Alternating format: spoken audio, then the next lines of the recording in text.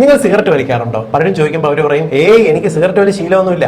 പിന്നെ ഇടയ്ക്ക് വല്ലപ്പോഴും ഒരു സിഗരറ്റ് വലിക്കും. അത് ഭക്ഷണം കഴിച്ചതിന് ശേഷമോ രാവിലെ ടോയ്ലറ്റ് പോകണമെങ്കിലോ ഒരു 2 പുക എടുത്താലേ പറ്റത്തുള്ളൂ.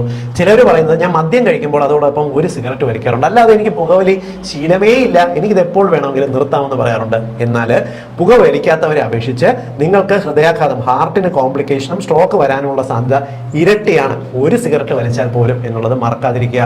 സിഗരറ്റ് എങ്ങനെയാണ് നമ്മുടെ ശരീരത്തിന് പണി തരുന്നതെന്ന് അറിയാമോ? ഒന്നാമത്തത്, ഇതിനകത്തുള്ള നിക്കോട്ടിൻ കണ്ടന്റ് രക്തത്തിന്റെ കട്ടി ക്രമേണ വർദ്ധിപ്പിക്കാനായിട്ട് സഹായിക്കുന്നു. രക്തത്തിന്റെ കട്ടി കൂടുന്ന സമയത്ത് ഇത് നമ്മുടെ രക്തക്കുഴലിനകത്ത് ക്ലോട്ട് വരുന്നതിനും പെട്ടെന്ന് ബ്ലോക്ക് ഉണ്ടാക്കുന്നതിനും കാരണമാകും.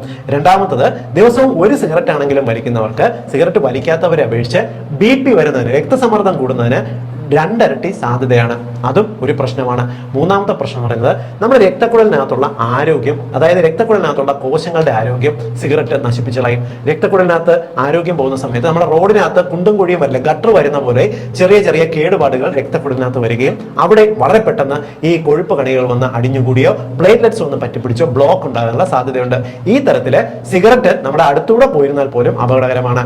നിങ്ങൾ വലിച്ചില്ലെങ്കിലും നിങ്ങളുടെ മുറിയിലിരുന്ന് ഒരാൾ പതിവായിട്ട് സിഗരറ്റ് വലിക്കുകയാണെങ്കിൽ, സ്ത്രീകൾക്കാണെങ്കിൽ പോലും ഇത്തരത്തിൽ ഡെയിലി ഒരു സിഗരറ്റ് വലിക്കുന്നതിന്റെ പാസീവ് സ്മോക്കിംഗ് എഫക്ട് ഉണ്ടാകുകയും അറ്റാക്ക് വരുന്നതിന്റെ കാരണം അതാണ്.